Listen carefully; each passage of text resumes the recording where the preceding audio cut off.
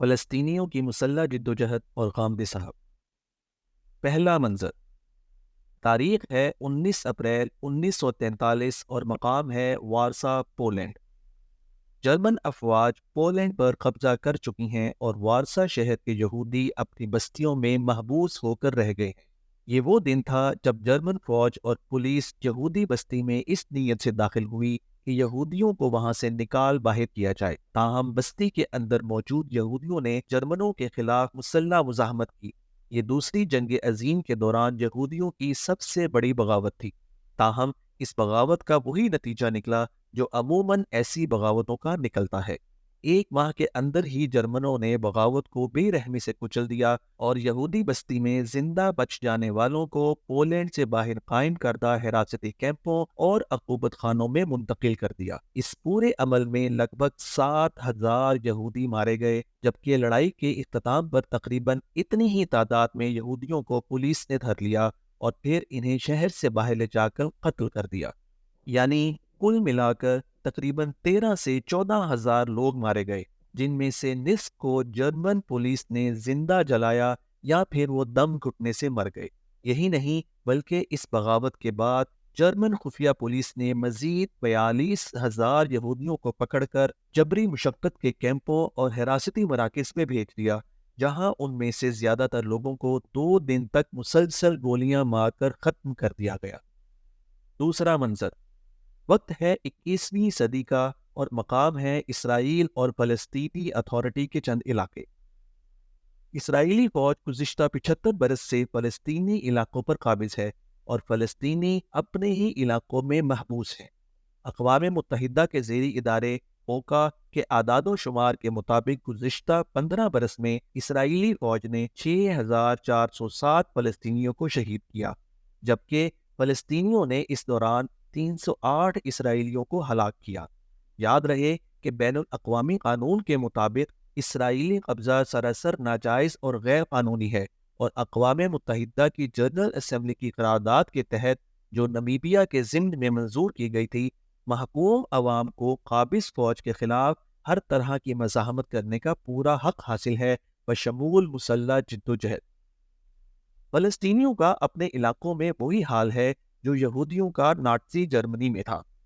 اسرائیلی فوج کے پاس licence to kill ہے اور وہ کسی بھی فلسطینی کو جب چاہیں مار دیں، ان سے کوئی پوچھ گچھ نہیں ہو سکتی۔ ثبوت کے طور پر ملاحظہ ہو وہ ہزاروں اموات جو اسرائیلی فوج کے ہاتھوں ہوں گی اور جن کی تفصیل اقوام متحدہ کی ویب سائٹ پر موجود ہے۔ یہ 2 منظرنامے لکھنے کی ضرورت اس لیے پیش آئی کہ 8 اکتوبر 2023 کو حماس نے اسرائیل پر راکٹوں سے حملہ کیا۔ اس حملے کے نتیجے میں تقریباً 700 اسرائیلی ہلاک ہوئے۔ اس حملے کے بعد پوری مغربی دنیا بشمول امریکہ، برطانیہ، یورپی یونین سب سینہ تان کر اسرائیل کے ساتھ یوں کھڑے ہو گئے جیسے ہولوکاسٹ کے بعد اس صدی کا سب سے بڑا ظلم ہو گیا ہو۔ جواب میں اسرائیل نے غزہ پر اندھا دھند بمباری کی جو تاحال جاری ہے۔ غزہ کی رہائشی عمارتیں تباہ کر دی گئی ہیں، 1,000 کے قریب عورتیں، بچے اور مرد مارے جا چکے ہیں، اور اسرائیلی وزیر دفاع نے ببانگ دہل کہا ہے کہ غزہ کو خوراک، بجلی اور پانی کی فراہمی بند کر دی جائے کیونکہ وہاں انسانوں کی شکل میں جانور بستے ہیں اور اسی سلوک کے مستحق ہیں۔ یاد رہے کہ غزہ کی 20 لاکھ آبادی میں 10 لاکھ بچے بھی شامل ہیں۔ ادھر مغربی میڈیا پر بھی شام غریبہ برپا ہے۔ CNN کے کرسٹیان امنپور اور فرید زکریہ فلسطینیوں کے نمائندوں کو اپنے شو میں مدعو کر کے بار بار پوچھ رہے ہیں کہ کیا وہ حماس کی بربریت کی مذمت کریں گے یا نہیں، کیونکہ حماس کے حملوں میں عورتیں اور بچے بھی ہلاک ہوئے ہیں۔ اس کے جواب میں مختلف فلسطینی رہنماؤں نے جو گفتگو کی، اس نے امنپور اور زکریہ دونوں کے چھکے چھڑا دیے۔ ان رہنماؤں نے بتایا کہ یہ سوال ہی غلط ہے کہ حماس کی مذمت کی جائے یا نہیں، سوال یہ ہے کہ کیا یہ سب کچھ اچانک ہوا یا اس کے پیچھے ظلم کی پوری تاریخ ہے۔ اگر کسی کی مذمت کرنی چاہیے تو وہ مشرق وسطیٰ کی نام نہاد اسرائیلی جمہوریت ہے۔ حماس فلسطینی حکومت نہیں ہے، جبکہ دوسری جانب اسرائیلی حکومت ہے جو اپنی فوج کو نہتے شہریوں کو مارنے کا حکم دے رہی ہے۔ ان دونوں کا آپس میں کوئی موازنہ ہی نہیں۔ ایک جانب قابض فوج ہے، دوسری طرف محکوم عوام۔ آپ جیسے میڈیا نمائندوں نے سینکڑوں مرتبہ اسرائیلی حکام کے انٹرویو کیے ہوں گے، اور سینکڑوں مرتبہ آپ نے اسرائیلی فوج کو جنگی جرائم کا ارتکاب کرتے ہوئے براہ راست ٹی وی پر دیکھا ہوگا۔ کیا آپ نے ایک مرتبہ بھی ان سے کہا کہ تم لوگ اپنی حرکتوں کی مذمت کیوں نہیں کرتے؟ ظاہر ہے آپ نے کبھی یہ جرات نہیں کی ہوگی، جبکہ مجھ سے آپ بار بار یہی سوال پوچھ رہے ہیں کہ کیا میں حماس کی مذمت نہیں کرتا، جبکہ یہ سوال ہی مسئلے کی اصل جڑ ہے۔ برطانیہ میں فلسطینی مشن کے سربراہ حسام زملوٹ نے یہ گفتگو بی بی سی کے ایک پروگرام میں کی۔ اللہ کو جان دینی ہے، میں نے اس سے زیادہ مدلل گفتگو کبھی نہیں سنی۔ دنیا میں جو شخص بھی اسرائیل کا حامی ہے، اسے ایک مرتبہ یہ گفتگو ضرور سننی چاہیے۔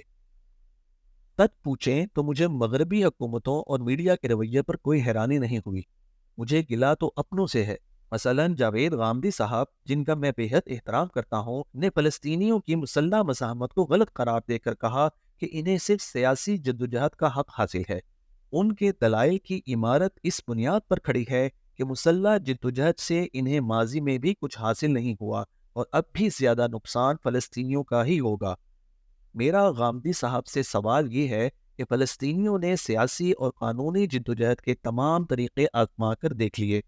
2018 میں انہوں نے پرامن احتجاج کیا۔ اس سال اسرائیل نے 300 بے گناہ فلسطینیوں کو شہید کیا۔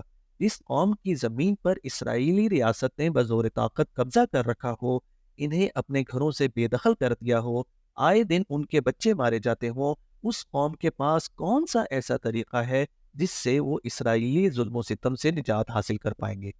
ہاں، حماس کے حملوں کے نتیجے میں فلسطینیوں کا زیادہ نقصان ہوگا، مگر یہ نقصان تو کوئی حملہ نہ کرنے کی صورت میں بھی ہو رہا تھا۔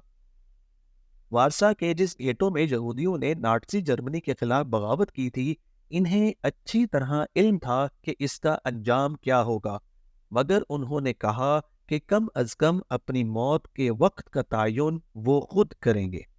فلسطینی بھی یہی کر رہے ہیں۔